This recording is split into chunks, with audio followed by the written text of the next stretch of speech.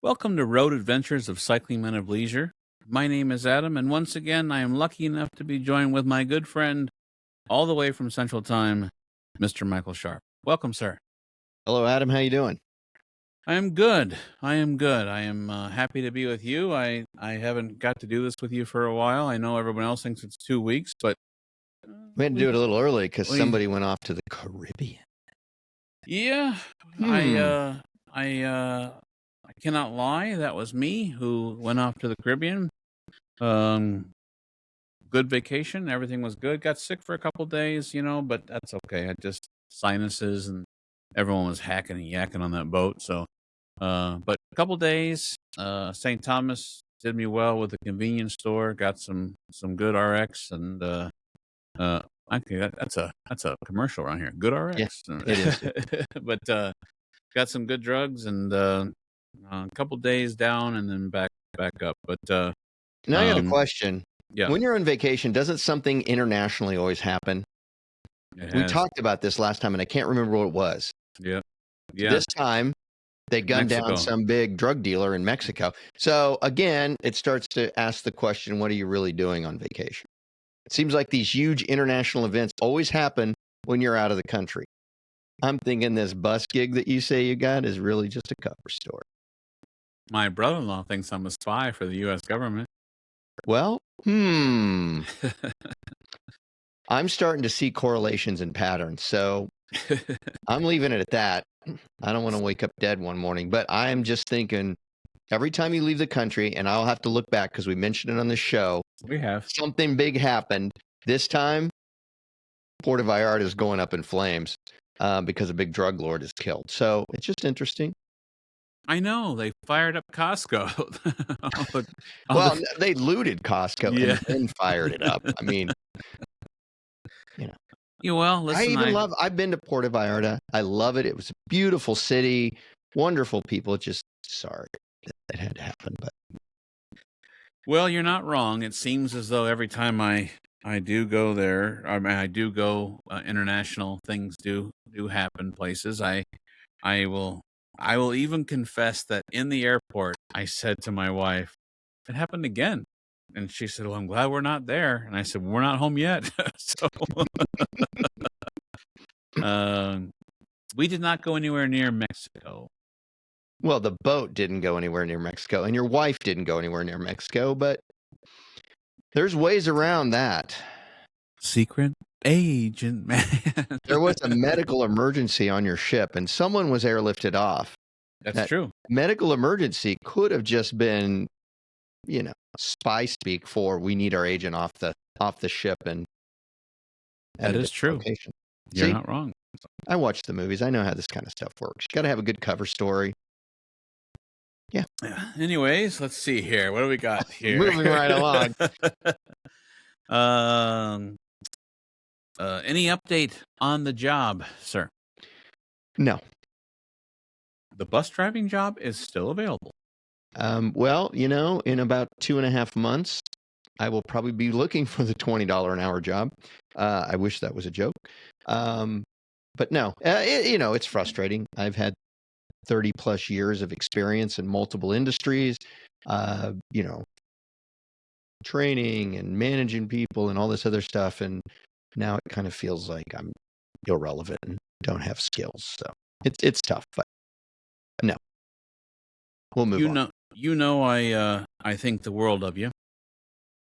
But have you ever dipped your toes in the bourbon industry? I mean, you do have some bourbon distilleries around you. Have you reached out to those guys? I already looked at those, and I actually looked at the big brewery that we have here in town. None of them are hiring. Although, if I was willing to relocate, they did have a business analyst job going on at Haven Hill in Kentucky, which, let me tell you, that did make me pause for a moment. Dear Mrs. Sharp, I am sorry that I must move to get a place there, get a roommate who's like, a junior distiller or, somebody who leads tours at one of the distilleries. And, I can just. I could see Where did we go? Peerless. I could see you running a tour at Peerless. You Oh, had, that would I would love that. you And you have Peerless is a great place. It's got a great history. you've got a lot of And knowledge. I mean, you know your history teaching would come into play. You and when you tell stories, you have a point. Unlike me, who goes on forever. I yeah, mean, oops. maybe I need to call Corky up and say, "Hey, Corky." He's the owner and Would you also think in he the would let you look at Patton's gun if you were one of oh, the? absolutely. Yeah. Yeah. For He's those the of owner, and you, he's actually in the Whiskey Hall of Fame there. And the Patton gun reference is the fact that his father was like one of the officers under Patton, and they have a picture of his father, military, and Patton standing there.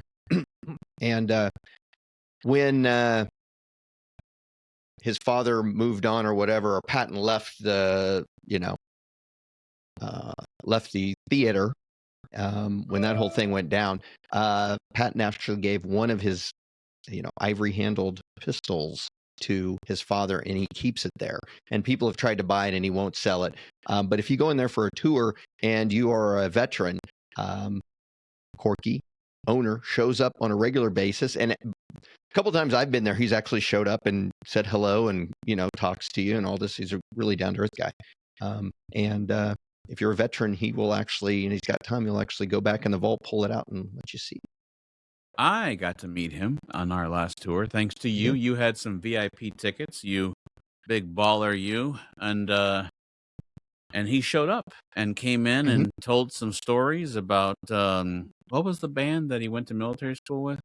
Almond Brothers. Allman Brothers. Yes. He talked about the pistol. And anyways, if you find yourself uh, in Bourbon Row, please go to Peerless. That was a wonderful tour. That's Bourbon Row in Louisville, Kentucky. Louisville, Kentucky. Yep. Right down from the Louisville Slugger plant. So, Go yeah. there too. That's a good tour. But So maybe you would be good at tours. I think you would be good, actually. well, maybe I should give old Corky Taylor a call and say, "Hey, Corky, I need a job. I like your product. That Let me be your." would entail you moving to Kentucky because I don't think you're going to be able to remote work a tour. No, but that's okay. I've already tried to get my daughter to go to the University of Kentucky, so it's been floated. Oh, we got to go see Maya this weekend. Doggone it, that's Hey, horrible. All right. listen, all kidding aside, we think positive thoughts for you, and we hope nothing but the best for you. So, Thanks. a lot of people are still outpouring of care for you, my friend. So you have made a connection in our community, and so they know that I'm more apt to answer faster, and so they reach out, or maybe they just don't want you to feel bad. But a lot of people reach out to me, so they're worried about you, sir. So I told them you're fine. You're doing good stuff. You're doing the good health stuff. So that's good. Yeah. A lot of time to work out. Good. Yep. That's good. And if you can't work out. That needs to be somebody's slogan. If you can't work out. You know what? Dang it, dude! We need to get an attorney fast. This is not live. We need to market this before this show goes live. So listen, I'm all kidding aside, I'm gonna bring up something a little somber. Okay. Last time you and I got together, I listened to our own show. I was on vacation. As you know, I like to listen to podcasts while I do my workout. And I listen to us because sometimes for quality control and a couple things, I kind of give myself a self-grading. I went on a little too long, so I apologize to our listeners. But normally you try to keep me wrangled, but when I was talking about the subscription, I'm like, dude, get over it. And I was my own voice. So, we made a mention that you had gone through a pretty tough time, and I'm going to give you the floor. And you had mentioned that you were going to you were going to open up a little bit. So I'm gonna sit back and let you take it for a little bit. Okay. Yeah. And a couple of our listeners, and I appreciate it, did reach out. One way or the other, they understood or found out what the situation was and reached out, and I really appreciated that. But yeah, a few weeks ago, my father passed away, and it was one of those things where we knew it was going to happen. I mean, he had been in dementia care for several years, and it was still tough because I'm glad I didn't do this on our last episode. It would have been really, really bad.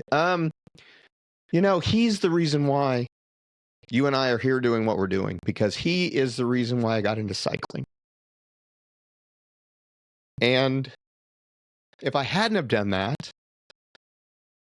you and I would have never met. Cycling Men of Leisure would have never been created and all that kind of stuff. So it's one of those things that really kind of hits home on a different level, because it also involves our friendship and what we do here and the community that we've built. And, I didn't want to get emotional at all about it, but I didn't want to just tell people that, dementia is a real thing, and it's a horrible thing. And I know people will say, well, dementia is terrible, or it is. I mean, it really robbed me of my father like 5 years ago, because he was here, but he was not real communicative, didn't really you couldn't sit around and just have a conversation with him, that kind of thing. So I want people to understand that, when you're around your loved ones, and it doesn't have to be older ones, dementia can hit pretty early in life. If you see them start to forget things, and as we get older, we have a tendency to forget things, but really forget things or start making up things that didn't actually happen. And I look back now and I see that it's like he would, occasionally make something. It's like, oh, did Maya bring one of her friends over? It's like, Maya's not even here. And I thought, well, he just heard something on TV or whatever. If you start seeing or you get any kind of inkling that there's something wrong, take that family member in and have them checked out, because you can't cure it, but you can slow it down. There are drugs that they have now that will slow down that process. And coming from somebody who knows, if you can get an extra hour, extra day, extra week, take advantage of that. It's really important. Dementia is just really an umbrella term for loss of memory, and it could be a number of things. Everyone talks about Alzheimer's. Alzheimer's is one of them. They have vascular and they have frontal lobal and all these other kind of memory things. But it's one of those things that I just want to make people aware of. And the signs were there, and I feel a little guilty that I didn't pick up on them, until hindsight. And so if you do see people having little hallucinogenic type of things, or making things up, or saying things that just don't make sense, get them in, have them checked out. If it's nothing, it's nothing. But if it is something, it might give you a little bit more time. So I didn't want to break up or make this a long thing. I just wanted to acknowledge it. Thank my father. He was a great guy. Made me who I am and got us hooked up together. So that's all. So when I've been in hotels with you, I've always noticed, our attaché cases, as I left mine at your house one time. I've always noticed that you use a natural deodorant. Does that have anything to do with the concern for dementia? It does. Because dementia, they found, is genetic in a lot of regards. It's not entirely genetic from kind of what they've determined, but you've got genetic markers which definitely could lead you down that road. So my grandfather had it, my grandmother had it, my father's had it. So yeah, I live in fear of that. That's going to be me, in a few years. And so one of the things and they're always coming out with studies and stuff. But one of the things that's came up time and time again is aluminum and its connection to dementia. Somehow it, as a metal, somehow messes with those neural pathways that cause dementia to set in. I've went 5 years using an all natural deodorant. There's a few companies out there that sell them, and they are completely aluminum free, so there's no aluminum. And I figure, you know what? I'm not going to rub aluminum on my skin if that could be. And it may be in 5 years they realize like aluminum had nothing to do with it. But I if it kind of think, does, then at least you're taking maybe I've helped myself. But I've thought of that a lot, because when you look at when we were in Boy Scouts, and when you look at the military, all the old mess kits were just made out of aluminum. And you're scraping the aluminum, eating off of them and things like that. And so, I mean, that really makes sense, because there was so much eating utensils and stuff like that in our past. You don't see it as much now, and now the aluminum's coated and that kind of thing. But I 5 years ago was like, you know what, I'm going to do everything I can, and that's also led me to try to cut back on the processed sugars. Trying to do like natural sugar, natural flour, and try to move away from the processed foods. Unfortunately, it's hard for me to do because I love those things so much, and it's also hard to do because they're so prevalent. But I'm doing small steps to try to mitigate it, because unfortunately, that'll probably be me in a few years. So whatever I can do. I have some paperwork I would like you to sign before you get there. What am I signing? Nothing. Never mind. Don't worry about it. Don't worry about it. No. Hey, you remember you were just talking about Boy Scouts and mess kits? I'm sure that wasn't just in my area. Do you remember those aluminum cups that had like you could put it on your belt because it had it had the hoop on the loop, and you'd stick it on your belt and carry it around. And you'd pull it out, and here's my cup, and again, aluminum. Yeah. Again, now though, the aluminum is like coated and that kind of stuff, but back then it wasn't. It was just raw aluminum, and so who knows? I don't want to spread misinformation or anything, but there's a lot of articles out there on the aluminum, and unfortunately, all of antiperspirants have aluminum in them. That's just the only way they can stop that, apparently. But deodorants, you can find several deodorants out there that are aluminum free. So, maybe I've given my family, by doing this, an extra 5 months. But if it is, it's worth it. Well, I know that was not easy, obviously, to talk about. And even the big craze of the Stanley Cups. I don't mean like the hockey Stanley Cup. I mean like the Stanley water things that people are drinking out of. They now have found there's lead in the base of those. So it's like, there's like a bead, a button on the bottom that's made out of lead. I know, it's like, now this is 2025, 26. I know it's 2026. I don't mean that, but when the popularity was Christmas time 2025, and I'm thinking to myself, we are still putting lead in these cups, and so it's kind of, that's the problem. So much of this stuff is made overseas, where they have a lot less regulation about stuff like that, and it's easier. And when you do something like that and it's hidden inside of a product, they have a tendency to try to get away with things. So, and definitely lead will cause problems. So that's definitely been proven. Well, I find this an appropriate time to mention our good friend, the executive director of Bragg, Franklin Johnson. His wife, Heather, believe it or not, is in the industry of memory and loss of memory and things of this nature. So he and I were having a discussion, and he had mentioned to me that there are, and I'm not educated on this at all, by the way, but there are tests that you can actually do. And I would blow the pronunciation. I'm not sure if it was like a P-trap test or P-test, or it was something along those lines. I don't want to be dishonest what it was, but he was telling me that you could take a family member, and of course they do, like, all kidding aside, a cognitive test, so and they do have early screenings for that as well. So okay. Which ironically enough, I'm headed to my doctor tomorrow to talk to him about that. So, Well, my name is Adam. Just kidding. you're who? What are we doing here? No. Well, listen, I appreciate you you sharing. Very, very painful. I had talked to you a few times. I'm so glad, by the way, for those of our community that follow our shenanigans. We were down in Florida, and I just find it.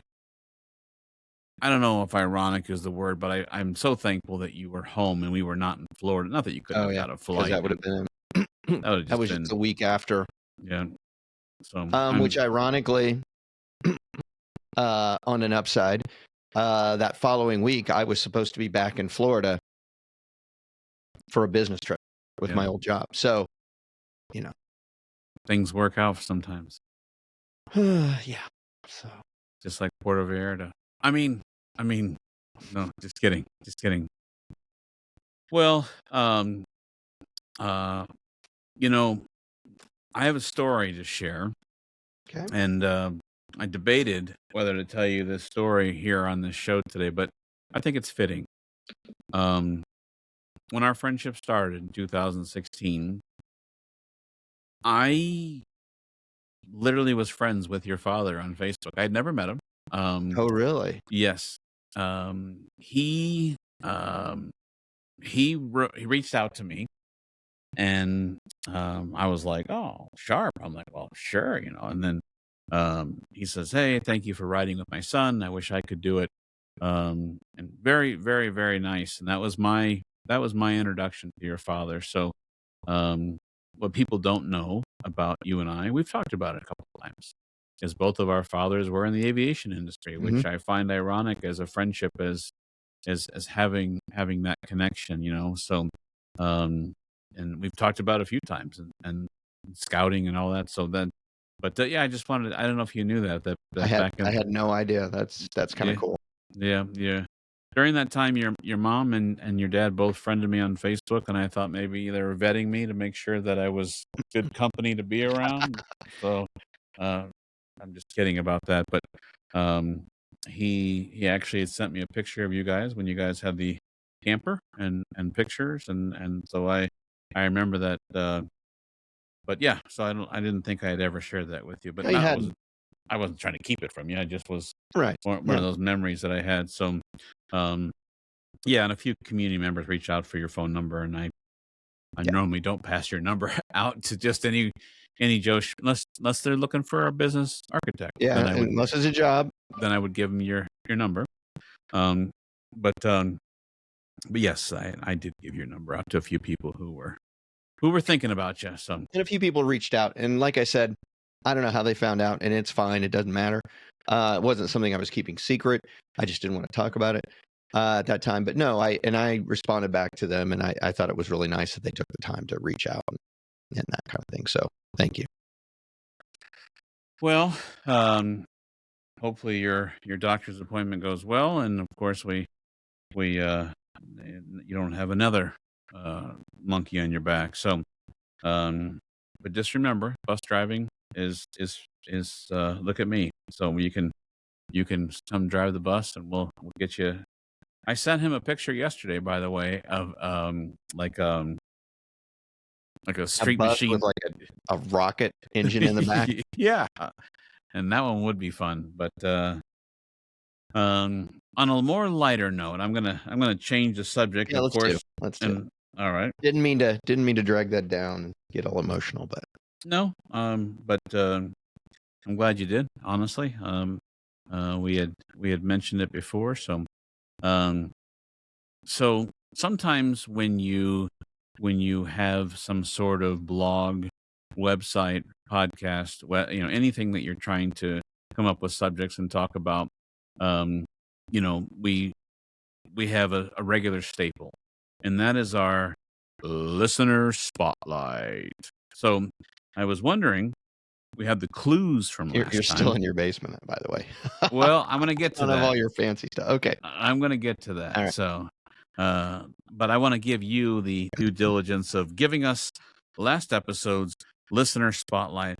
I had made a joke that Conference of Two Rivers, this town changed its name. Seems like that's a common thing for you. Every town changed its name. Every town in this country's changed its name.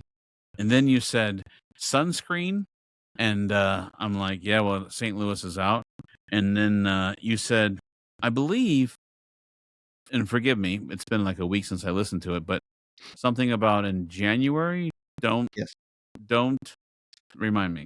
Don't eat the salad. Ooh, Here, let me give them all to you right now. Oh, okay. How about that? The listener spotlight clues were as followed. The city is located at a historic key river crossing.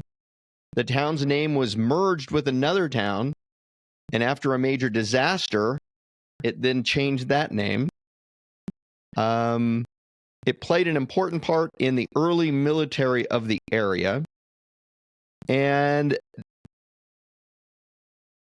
this town knows something about free falling. And then finally, if you visit in the first few days of January, I would not order a salad. And that's just good advice. And I made the joke about using my phone and searching Tom Petty, which I think was Gainesville, Florida. And I'm going to go that way. And I was thinking free falling, but I'll stop singing so we don't have people crash into a cement wall. So, anyways, not St. Louis. No. What about Gainesville, Florida? No. Well, now you got me intrigued about the salad. So I'm ready for the. You're ready for the answer. Yes, sir. All right, because we had no guesses. This week's listener spotlight is for our wonderful listeners from Yuma, Arizona. Oh, man, I remember Yuma. No, I don't. Never been to Yuma? Is Yuma near Flagstaff? No. Is Yuma near Phoenix Flagstaff or is up Chandler? north near the Grand Canyon. What about Chandler? I think that's up north, but I think it's on the middle of the state. I'm not an expert in Arizona, so I've been there a few times. But I will tell you, it's right at the Colorado River. It was an important military place because, they needed to move military across as well as supplies. The free falling is the fact that the Yuma Proving Grounds is a testing site for military personnel and cargo parachuting. Oh. So that's free falling. And then the other one was that I didn't put on there. Don't forget the sunscreen. And that is because Yuma has been determined to be the sunniest place in the United States. Really? And then the lettuce is, if you go on New Year's Eve to Yuma, which maybe Cycling Men of Leisure need to do this, they, instead of having a ball drop, they drop a big head of iceberg lettuce because they grow tons of lettuce around there. They are the winter lettuce capital of the world, but they drop this. And so I don't know where that lettuce goes after they drop it. So I definitely would not be eating salad in that town for a couple days, just in case. Why does Cycling Men of Leisure need to get lettuce dropped on them? I'm just kidding. I didn't say dropped on us, but I mean, we could be there. It's like we experienced it. Seems like a nice leisure activity. The sunniest place would be a perfect place for a debrim. Yeah, anyway. So we thank all of our listeners from Yuma. And I also want to make note that we've had a couple of new countries show up on our radar. Oh, I am listening. Let us thank our newest listeners. I see what you did there. Let us. Dun, dun, dun. Let us thank our newest listeners from the country of Lithuania. Okay. And get this one, Egypt. Egypt. Put them on the big board. Yeah. I might possibly, I might know the Egypt connection. I told you that when our good friend Joe was putting the new sealant on my windows, that a gentleman in my neighborhood that we met on a ride, asked about RAGBRAI. I remember this. He was recently in Egypt, Okay. and Cool. he has texted me 3 or 4 times. And Keenan, I appreciate the text, by the way. Thank you so much. He keeps saying, "Have you and your buddy made up your mind about Ragbri?" I keep Get me a having to, job, and I'll make up my mind about Ragbri right now. yeah, and I keep replying that my buddy is still unemployed. We're still kind of on pause, yada yada yada. But I believe that the Egypt Could have been him. connection would have been him. So, I don't care who it is. The fact that somebody was in the country of Egypt and listened to our show. That's all that matters. I just wanted to kind of give you the connection. No, So, no, that's awesome. did by chance, since I know that you pay attention to our platform and the app, or do you go on the website to get the new places, or do you use the app for that? I'm curious. I use the app. Okay. I was just leaving San Juan, Puerto Rico, squeezed in a workout, listened to our show. I am curious. I made sure I know the metric. I know how it works. I'm curious if San Juan, Caribbean Pacific, I'm just curious. Did we get any new in the last 7 days? Any new thing or new area? Now, I don't know about San Puerto Rico because we've had Puerto Rico before. Oh, okay. So that would not have, when I see these new ones come up, it's like, oh, that one is new. Okay. Jakarta? No, that's in Indonesia. I'm just scrolling through here. Djibouti? No, just kidding. Oh, yeah. Was your buddy in Cairo? Yes. Could have been him because our hit came from Cairo. And then they have the word of the Cairo and something else here. I don't even know. Yeah, I don't see anything. Here is a photo of him at the pyramid. So he was in Cairo. There you go. Yes. I bet it was. You'll have to, next time you see him, you'll have to ask him, hey, did you happen to listen to our show? Here he is on a camel. Well, you can't go to Egypt and not ride a camel. I mean, that's kind of like a requirement. But yes, he has texted me multiple times and said, have you and your buddy made up your mind? And I did send him our origin story that came out on Bragg. If you haven't had a chance to see that, please find it somewhere. Bragg did a really nice thing, and we worked on answering some of their questions. We're highlighting different writers on their bragging rights, and they had sent us that. And that's one of the things we were working on when we were in Florida. And they took it and made it into a really nice expose of our origin story. So if you haven't checked that out, definitely do that. It was very well done. Well, I was just curious if Puerto Rico, I don't see Puerto Rico on there. No problem. But then again, you really weren't in the Caribbean; you were in Mexico. So, yeah.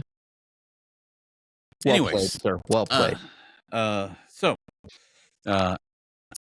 we go. Actually, I went to the Window Cave in Puerto Rico and went hiking through the cave, and I will send you a photograph. You've been to Puerto Rico before, so you know about these caves. So, and AI can do anything. So, you know what? We're just going to go with, I hope you enjoyed Puerto Rico. It was very nice. Thank you very much. All right. I have come up with a couple of silly things. Oh, boy.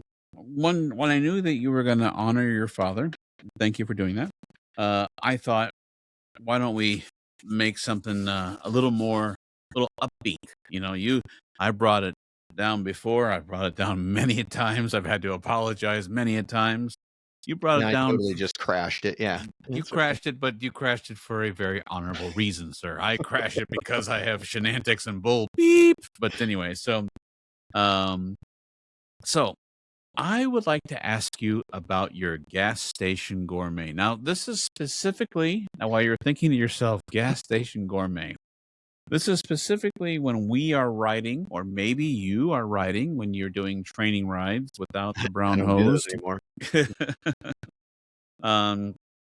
You walk into Casey's, you walk into your average gas station, Casey's may not be fair because they have like some staple things like pizza and breakfast pizza and all that. But you walk Most into convenience stores nowadays have kind of a that's lot of true. the standards.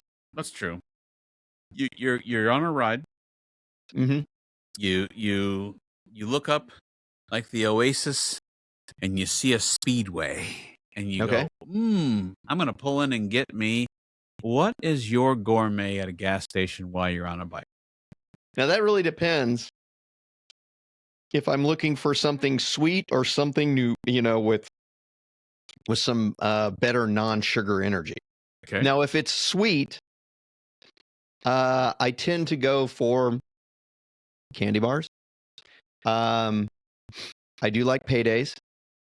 You and I kind of got into that because it has the nuts and the but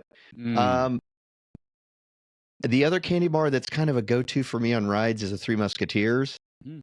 And I don't know if I've ever told this story, and I'll tell it quickly, but it also loops in my father, ironically. When we rode across Nebraska the first time, my dad read an article in who knows where it was. Maybe he just made it up. I don't know. But we were in a convenience store. My father was, would make things up. It's okay.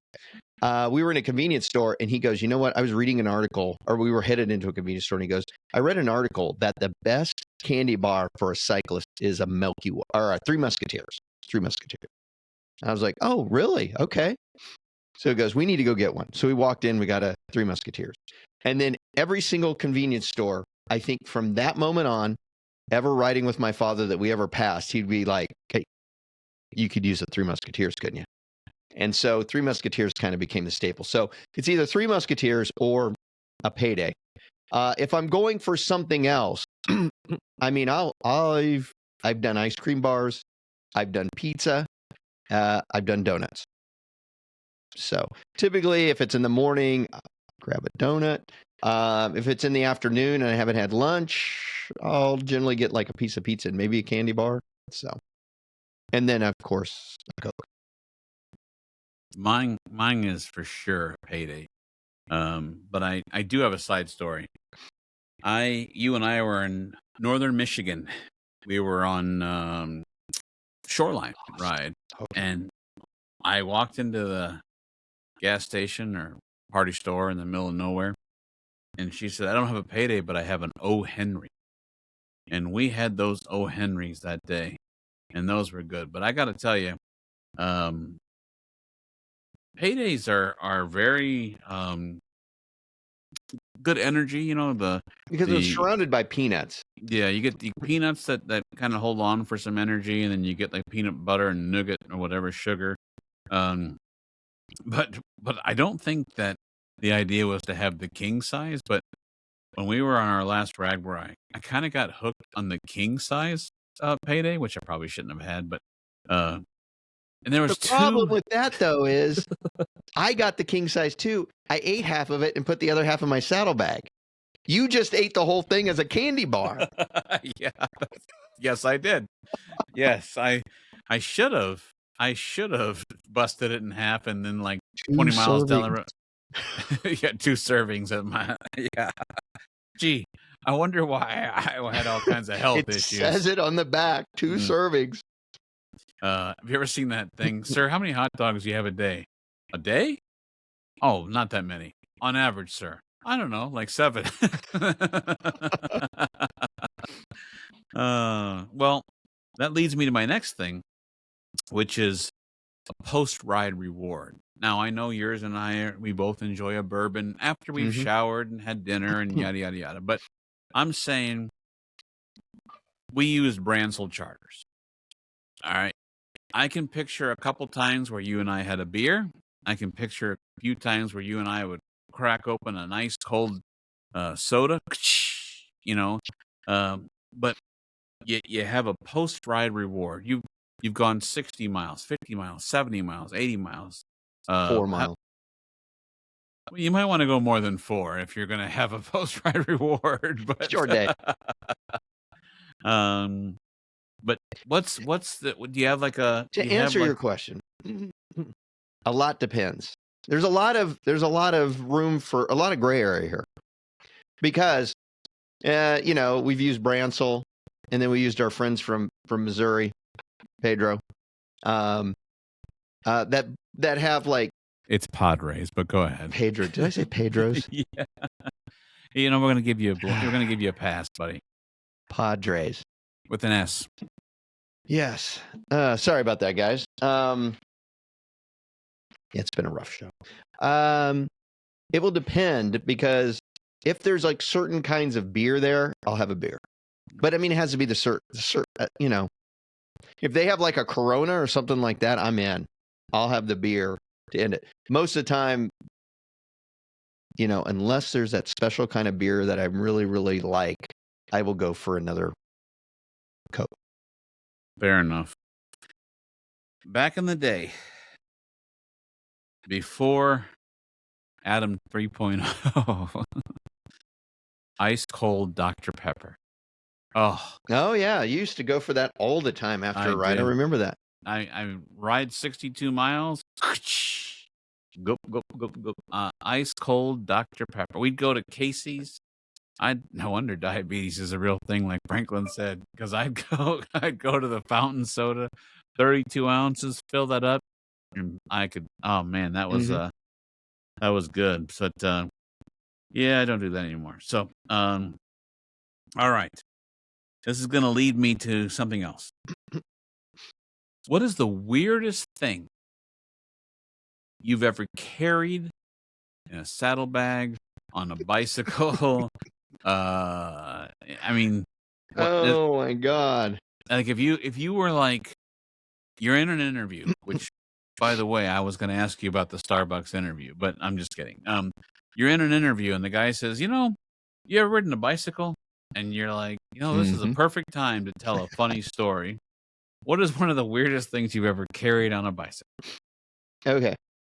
It's almost like you planned this, but you didn't. It's kind of beautiful, but and weird and bizarre all in one. I have two things that I've carried that are really weird. And they both happened in the state of, no, actually, I take that back. One happened in the state of Nebraska. One happened in the state of Iowa. This is when I was riding on the family team, Team Sherpa, with my father. And that's why I said this is both weird and bizarre and kind of crazy that these are all coming up with that. The first time we did bike ride across Nebraska, Bran, it was probably day 5, and you're out there in the middle, the sun, the wind, there's no trees, it's just open prairie, long day. I'm riding along, and I am about 7.5 miles from the ending point. And I'm out there, and there's like a few people ahead of me, a few people behind me, kind of wide open, and I'm going along, and I look down, and there's this thing on the ground. So I pull over, and I look at it, and it was a seat cushion that was probably about 12 inches, maybe 14 inches long, squared, 14 inches squared, and it was about 4 inches tall, and it came out of like an RV camper, because it's got that look. So somebody had lost this out of the thing, and it was in beautiful, pristine condition. So as a joke, I took that and I sat on it the rest of the ride, and I made sure that when I rode into town, my family saw me on that, and we got the biggest kick. It's like, yeah, I picked up a little extra padding because, this is the first long ride I'd ever did, and I was sore. And so here I am riding on this big old seat cushion from an RV on my road bike. It was very funny. There you but go. I'm sure there was a lot of people who were like looking at me going, okay, this guy's got problems if he's having to use that kind of a padding on his bike.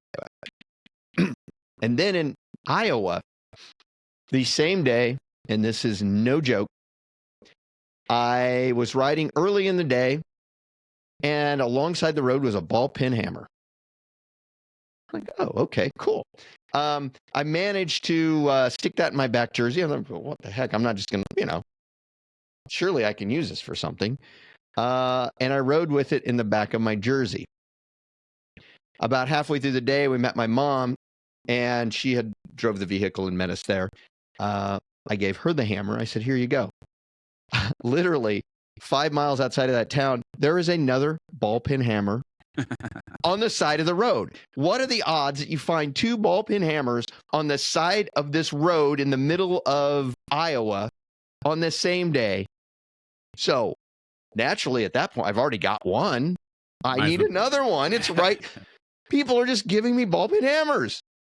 I can use these for something. I don't really know what the purpose of that is, but hey, I stuck that in my jersey. And when I got into town, I'm like, you didn't happen to lose that ball peen hammer, did you? And she's like, no. And she walked over and picked it up. It's like, here it is. And it's like, oh, well, here, I found its brother. And that was the funniest thing. I found 2 ball peen hammers the exact same day of the ride, and I picked both of them up. And I came home with 2 new, relatively unworn ball peen hammers. So that's the two weirdest things I've ever carried with me.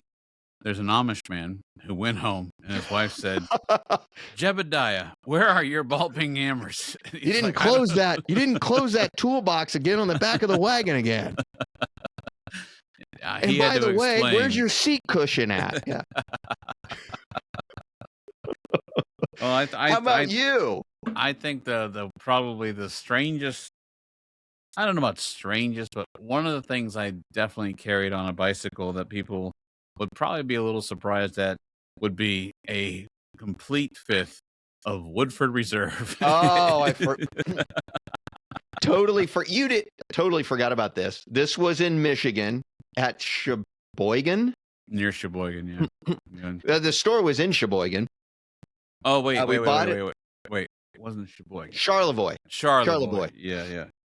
We went to this grocery store. They sold alcohol. We were all out, and we still had 5 miles to go? Yeah. 7 miles, 5 to 7 miles. And it wasn't on your bike. You actually stuck it in your bibs. Your bibs. Yeah. And rode with it. Unzipped my jersey and then pulled my bib out. Now, just so everybody knows, I put the Woodford in a plastic shopping bag, wrapped it around real tight because I was sweating, let's be honest. Pulled away my thing, my bib strap, put the bottle of bourbon there, let the bib strap come down, re-zipped up, and then as I was riding, the bottle of Woodford, you could see the outline. It was moving back and forth, and I'll never forget that.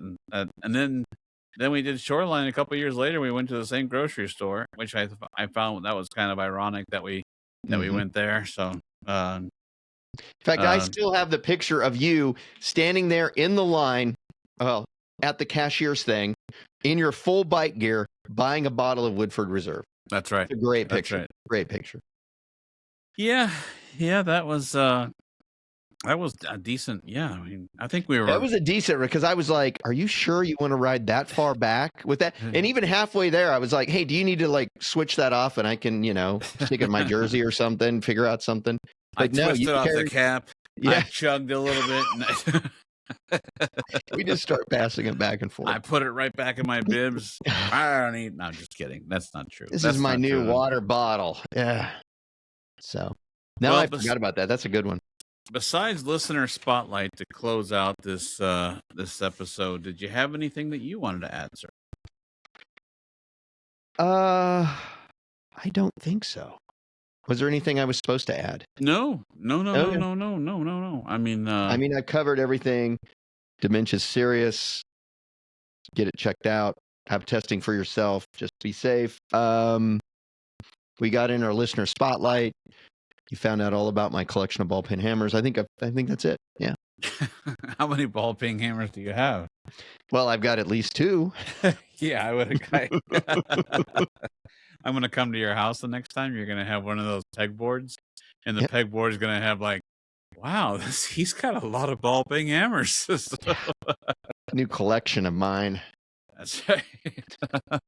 I got a brass one. I'm just kidding. Just kidding. But this one came from Iowa. This one came from Nebraska. Yeah. All right. I'm going to give it to you the best I can. Oh, wait. Before we do this, you asked me about my basement. The update, I did get the parts in for the studio. I have been working on getting it's just a rack system to be able to put all the networking things in the closet. I've had to kind of rearrange some things because I'm trying to open up the room. I need it to be more than just a podcast studio. I'm going to be doing some more meetings from home, and I don't want to do a meeting where I have to have a 3D green screen. So the idea is when I'm recording with you in the show, I'm going to sit one way, and then when I have to do something for work, I'm going to turn this way, and then I'm going to use a different camera to shoot one way, so there's no big bourbon wall, and so just be like an office wall. Like So what I've done here. yeah, I've got exactly. it tilted. Yep. You can kind of see the bourbon in my shelving over here, and Yep. then you see my other stuff here. But when I do interviews or meetings, I just like turn it Yep. this way, and all you see is just my shelves right behind Yeah, me. And exactly. yeah, that's smart. So that's what I'm trying to do, and so then instead of just kind of like just jockeying and throwing it all together, I wanted to take a really serious look on what the best way to make the best use of the room is. And so I figured, okay, and then of course it's ordering the parts and doing it, which sounds like a lot, but it's just unfortunately just back order on some of the pieces. And now I'm curious if I get my money back because I paid tariffs on there, and now the Supreme Court said those tariffs aren't legal. I want to And know they've if I been get my. reestablished. Actually, you owe money on tariffs because they were 10%, now they're 15.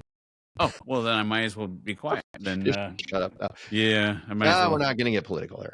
No. But That is a good question. But we'll see. I'm not gonna hold my breath. So, but yes, I am in the basement, and I actually foresee a few more episodes because I have a lot of work trips coming up, which you already know about. So, so we will see if this is the same view, but stay tuned. I will keep giving updates on the studio. So, Cool. with that being said, ladies and gentlemen, it is now time for Listener Spotlight. All right. The clues for this episode's Listener Spotlight are as follows. The city began as an agricultural area. Although it had an agricultural-based economy for decades, today it is driven by data. A major airport spurred this town's development. This town was in the country for decades, but it was the home to a lot of soul. And finally, the story goes that lightning helped name this town. Okay. No guesses. Okay. Well, you mentioned country, town, airport. As you were talking, when you said a lot of soul, I thought maybe you're being funny, like Seoul, Korea. And then I thought, no. That didn't, yeah. I mean, it started out agricultural, but that was like, centuries ago. Mm. Well, okay. Okay. No, I got nothing. All right, he's got nothing. I got nothing. He's not even going to say St. Louis this time. No. Although St. Louis, you probably know this, St. Louis had an airport and then built the new airport and then didn't use the second airport right outside Scott Air Force Base. They kind of tied in together with Scott Air Force Base. But yeah, it was kind of weird. But no, I'm not even gonna say that. So, what I will say is, we got some messages from our friends about cycling. Obviously, in your current circumstance, we are still on hold. Go for no go. So, we are at a no go for right now, but we will update everybody when we can be a go. So. And we still have a team going to Bragg. So if you're going to Bragg, sign up for the team. Just sign up for Bragg anyway. Even yeah, if you don't. Why not? Join somebody else's team. Just go to Bragg. That's right. Well, always good to be with you. Thank you for diving into something very painful. So appreciate you sharing. Yeah, and like I said, I didn't really want it to get that emotional, but that's kind of the kind of show we are. I mean, we just we don't edit stuff out. We just, it's us, so it is what it is. Well, my thoughts are still with you and your family as you navigate these uncharted waters. I know anyone who's ever lost a parent, it's always the year of first, and so I will continue to think about you and your family. So, with that being said, again, as I'm here in the basement, it snowed again. And by the way, when I was gone, 10 days I'm away from my house, it gets up in the 60. Kids are riding their bicycles in the area. I come home, snow on the ground. So, it was Puerto Vallarta. It was was the Caribbean. Yeah, Caribbean. Puerto Vallarta is on the other side, but that's okay. It was You're bad at Royal geography. Royal Caribbean. That's right. So, but somewhere, somehow, some way, is a great day for a bike ride. Bike ride. Thank you, buddy. Have a good one.